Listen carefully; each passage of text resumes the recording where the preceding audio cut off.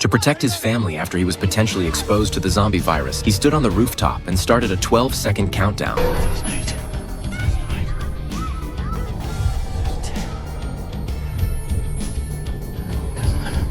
Because 99% of the city had already been overrun by zombies, and worse, during their escape just moments earlier, a drop of zombie blood had accidentally fallen into his mouth. He decided that if he showed any signs of infection after 12 seconds, he would throw himself off the roof without hesitation, preventing himself from turning into a zombie and harming his family. Fortunately, after the 12 seconds passed, he didn't turn. Even better, a rescue helicopter arrived on the rooftop at that exact moment. They thought they were finally safe, but the deafening roar of the rotors attracted a massive swarm of zombies. To buy his family more time to escape, he threw his entire weight against the door, holding it shut as zombies slammed into the other side. Only after his family had boarded the helicopter did he turn and sprint toward it, but the zombies charged at him like mad.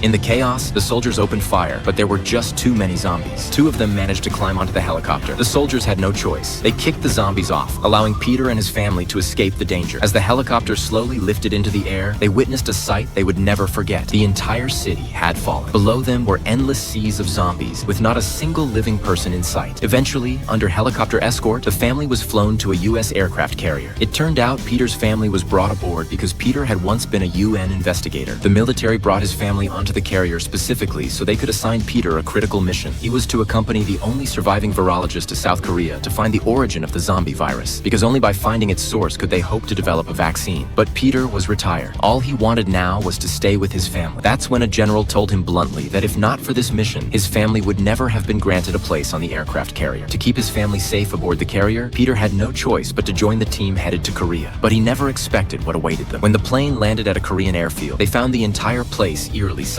Sensing the area had also fallen, the soldiers raised their weapons and cautiously stepped out. But the next second, a zombie lunged at them. The virologist, who had just been rescued, panicked and scrambled back onto the plane, only to accidentally fire his gun in his terror, blowing his own head open. Peter rushed over to check, but the man was already dead. Once troops from the airfield's base arrived, Peter followed them inside. With the virologist gone, Peter had no choice but to temporarily take over his responsibilities. He was then brought into a strange room. Inside, a man was handcuffed to a bed. He was a battlefield doctor who had returned from a certain location a week earlier, and afterward began violently attacking and biting his fellow personnel. With no choice left, the soldiers had restrained and killed him in that room. At that moment, another man being held there, who claimed to be CIA, told Peter something shocking. North Korea had pulled out more than 20 million zombie teeth within 24 hours, preventing zombies from being able to bite anyone and effectively stopping the spread of the virus. Then he delivered another bombshell. Israel had built a 100-meter-high wall. Before the outbreak even began, Peter immediately sensed something was wrong. Why would Israel construct such a wall ahead of time? Could it be that they already knew a global zombie crisis was coming?